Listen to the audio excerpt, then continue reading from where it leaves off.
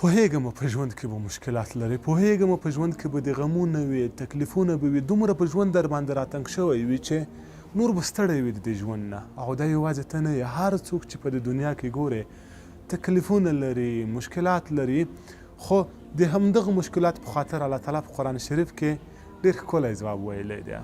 کله چې سړی د آیت شریف لولي سړي ته یوه انرژي ورشي، سړی خوشحاله شي چې دا الله سبحانه وتعالی راته متوجه دی.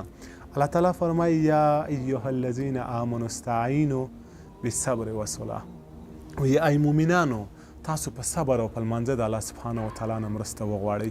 اوس که ته په صبر او په لمانځه د الله جل جلاله نه مرسته غواړې، دستي پسې الله تعالی وایي ان الله مع الصابرین، الله تعالی د صبر کوونکو ملګری دی.